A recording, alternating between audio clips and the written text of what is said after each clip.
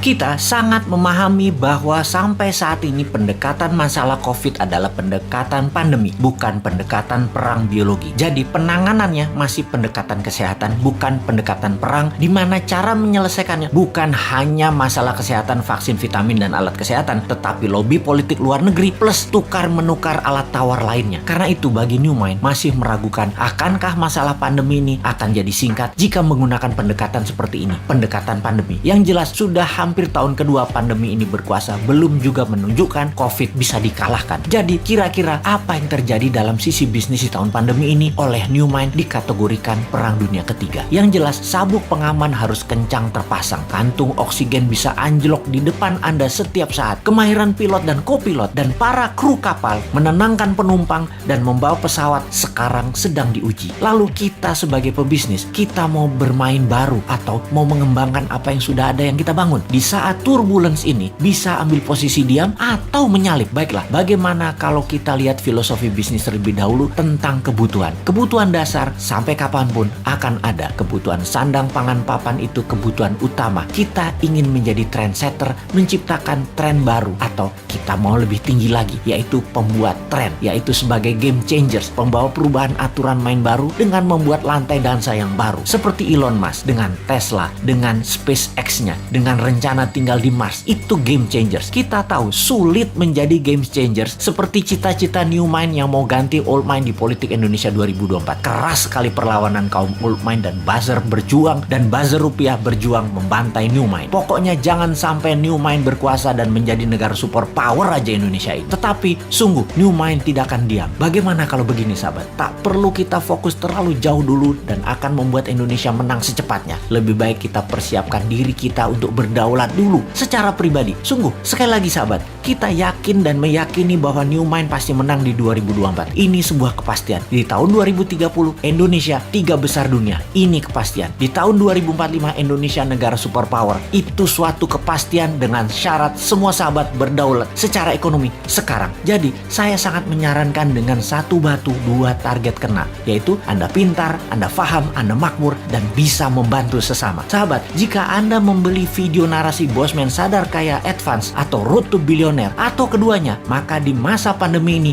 Anda bisa belajar merubah mindset dan memiliki bekal ilmu baru untuk sarana sukses Anda. Dan tak kalah penting, keuntungan penjualannya adalah untuk rumah yatim Indonesia yang di masa pandemi ini berat perjuangannya kalau sendirian. Sahabat, terima kasih atas keputusan Anda untuk belajar, membeli, dan membantu sesama. Salam hormat dari kami.